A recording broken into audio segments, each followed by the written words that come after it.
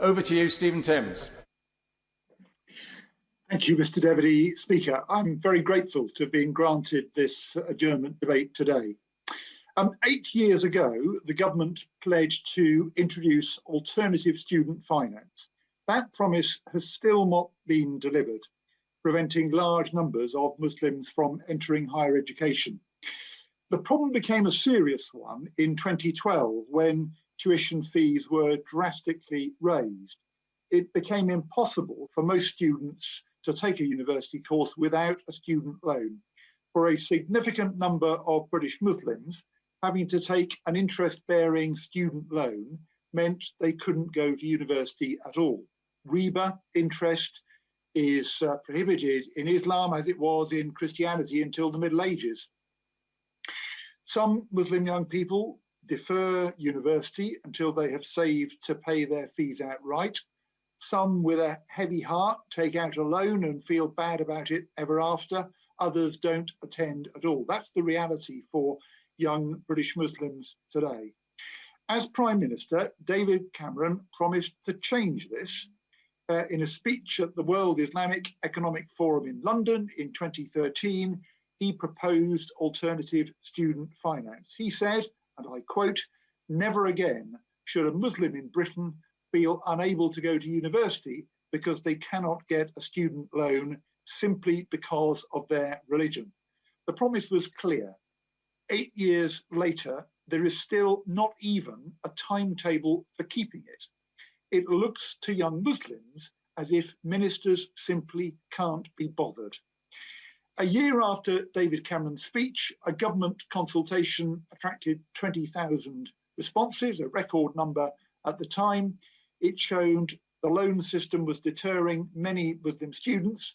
94% of the respondents believed that there would be demand for a sharia-compliant loan. 81% believed the model proposed was acceptable. And that model was a tackle system in which students pay into the system to guarantee each other against loss. It's a cooperative structure, generally recognised as sharia-compliant. Repayments, debt levels, cost to the government would be the same as for conventional student loans. The government's response to that consultation said that because of technicalities, the solution would take at least 2 years to deliver. Unfortunately, progress since then, over 7 years, has been glacial. November 2015, a green paper said, "We're looking to develop the Takaful product more fully." A white paper the following year said there was a real need to support students who felt unable to use interest-bearing loans, and that, quote, "We will introduce an alternative student finance product for the first time, which will avoid the payment of interest." That was 6 years ago. 2017, the Higher Education and Research Act gained royal assent. Campaigners hoped that would allow implementation of the Takaful loan model. Then ministers said the May 2019 Auger review would cover it. It didn't.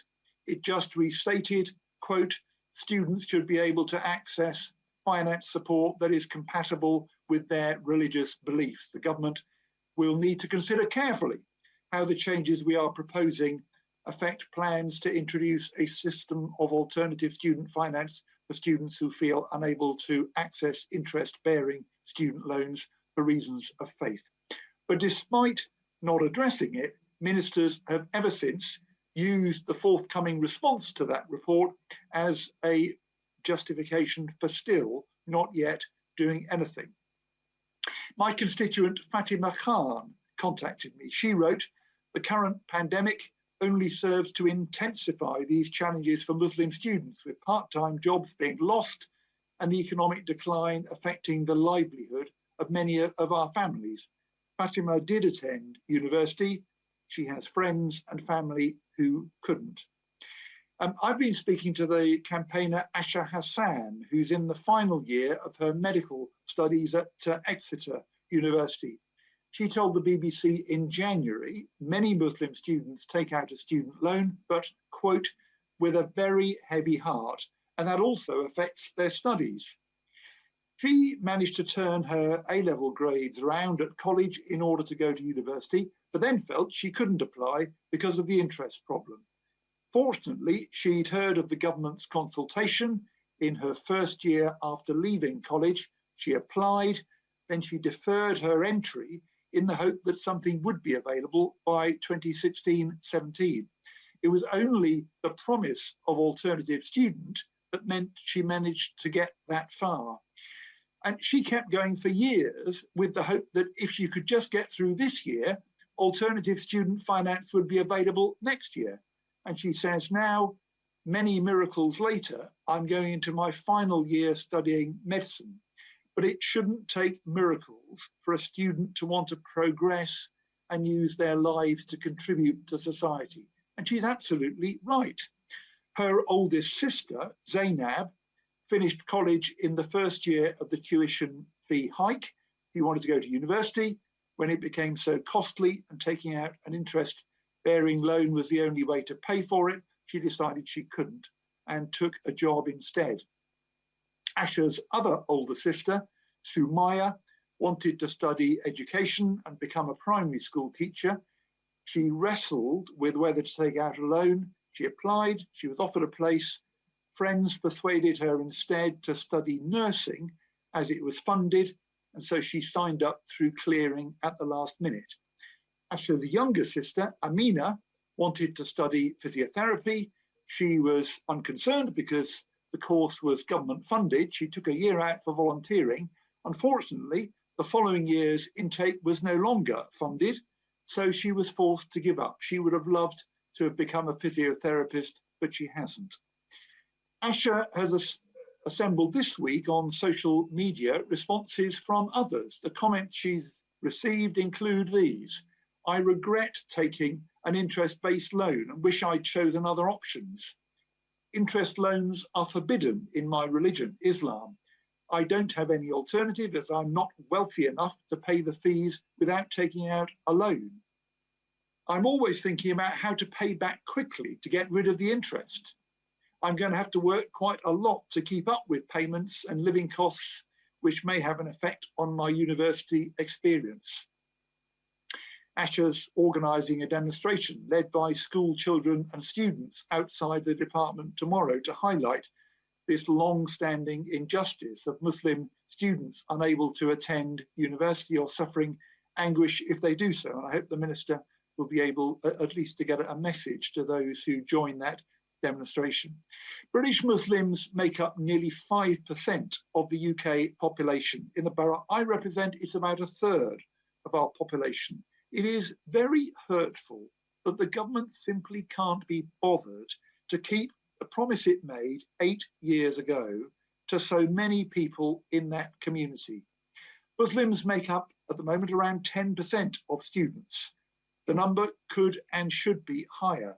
Young people want to take part in higher education, and the prospects for our economy demand that they should be able to do so as well.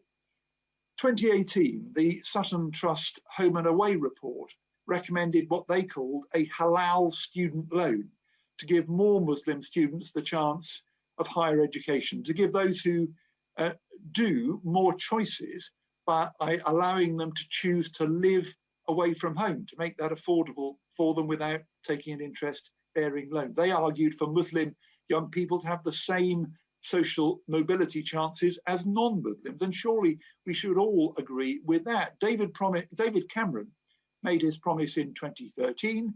Young Muslims have waited patiently. How much longer must they wait? Many have given up. Some think the government will never deliver what's been promised. The Alternative Student Finance Report was commissioned by the department, published in 2019. It set out the key attraction factors of alternative student finance, that it is a ring-fenced pot where contributions fund the education of others and as benefits future students, rather than go to a profit-making organisation. It doesn't accrue interest, instead involves a fee or a contribution. It's available to everybody, regardless of background or religion. It's straightforward. It's permissible under Islamic law and would be approved by a council of scholars. And it's fair because it neither advantages nor disadvantages individuals in comparison to mainstream student loans. It concluded that the Takaful model would be, quote, a positive move on the part of government. The report included pen portraits of some of those affected. One was a young woman who went straight from her A-levels to university. She studied a subject she'd not considered before because the course was funded by the government, so she wouldn't need an interest-bearing student loan. It was a demanding course. She was insufficiently interested in the career it was leading to. After 6 months, she dropped out. She said, I ended up doing a course that I didn't want to do at a university I didn't want to be at. Inevitably, I didn't enjoy it, and that's why I dropped out. She still hoped she might get to university one day. Last month, I tabled early day motion 227 on this issue, calling on the government to introduce alternative student finance in time for the 2022-23 academic year. The Minister will tell us the government remains committed to solving this problem at some unspecified future date. But I do want to press her to be clearer about the timetable. Will students who want to start university in 2022-23 have access to alternative student finance? I commend the efforts of the noble Lords Sharkey and Sheikh in the other place on this issue. Lord Sharkey tabled an amendment to the Financial Services Bill, giving the government 6 months to introduce a sharia-compliant finance product for tuition fees. In moving it, he noted repeated failures to take this issue seriously, citing ministers, quote, absurdly unfriendly and unfeeling responses, which make no attempt to reassure or comfort the Muslim community. In his response to that debate, the minister said that complex policy, legal and systemic issues needed to be resolved first. But governments have repeatedly promised to sort all this out over 8 years since David Cameron made that promise. I do hope the minister will not simply read out a list of departmental excuses, which boils down to they can't be bothered. The All-Party Parliamentary Group for Islamic Finance wrote recently to the Prime Minister. I was one of 50 signatories, along with other parliamentarians, Muslim organisations and student groups from across the country. We're waiting for the Prime Minister's response. I hope he recognises, as his predecessor did, the need for and benefits of alternative student finance. For 8 years, British Muslims have been given hope that such interest-free loans would be provided.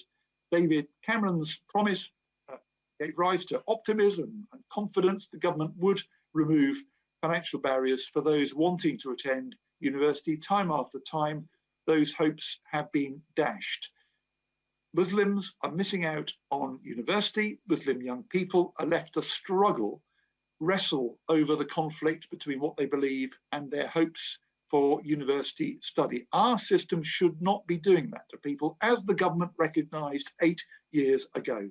So I ask the Minister this afternoon, will she now commit not just to the principle of alternative student finance, but to a clear timetable for delivering it in time, I hope, for the 2022-23 academic year?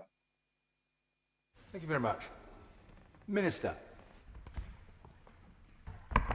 Thank you, Mr Deputy Speaker, and I'd like to congratulate the Honourable Member for East Ham on securing this important debate on the issue of sharia-compliant student finance. I would also like to thank the Honourable Member for being present today, and I can assure the House that I do understand the issue and the concerns held by some in the Muslim community about student finance, very carefully and articulately delivered by the Honourable Member.